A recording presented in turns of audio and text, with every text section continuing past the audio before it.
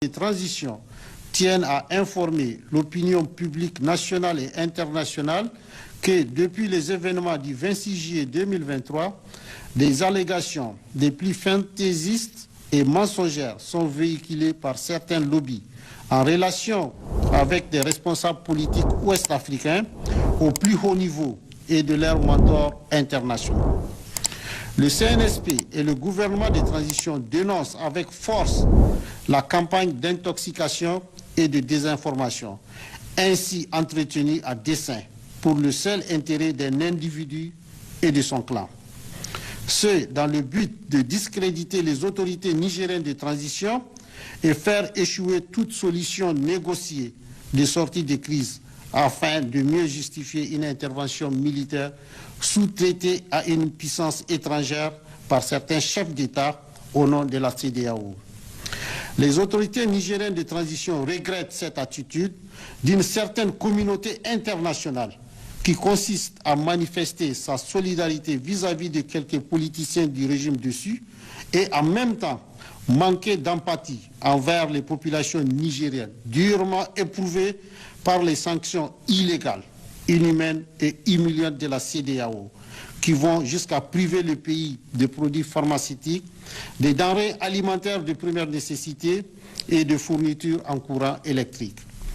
Le CNSP et le gouvernement de transition saluent la résilience et la solidarité du peuple nigérien qui fait preuve d'une grande dignité face à cette épreuve, dont il compte tirer toutes les leçons qui s'imposent et en sortir renforcé et grandi. Le CNSP et le gouvernement de transition rassurent les Nigériens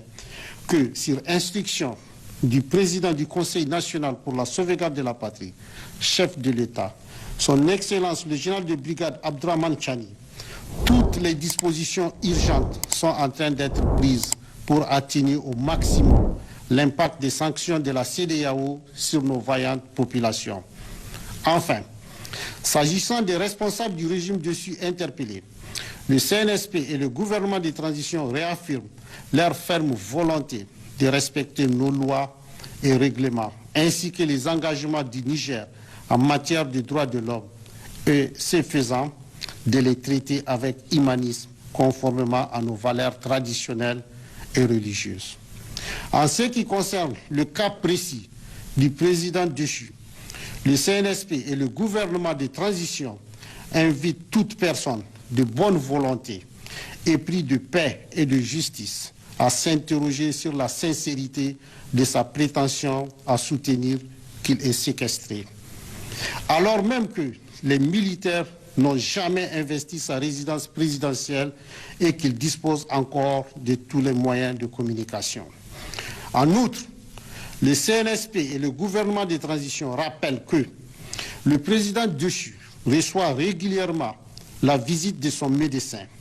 et que la dernière visite de ce dernier remonte au samedi 12 août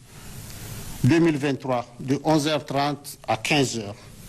Aussi, après cette visite, le médecin n'a soulevé aucun problème quant à l'état de santé du président déchu et des membres de sa famille, tel que d'ailleurs confirmé par un message de l'intéressé à ses proches et aux médias internationaux. En tout état de cause, le gouvernement nigérien a réuni à ce jour les éléments nécessaires de preuve pour poursuivre devant les instances nationales et internationales compétentes le président déchu et ses complices locaux et étrangers pour haute trahison et atteinte à la sûreté intérieure et extérieure du Niger suite à ses échanges avec les nationaux, des chefs d'État étrangers et des responsables d'organisations internationales. Fait à Niamey.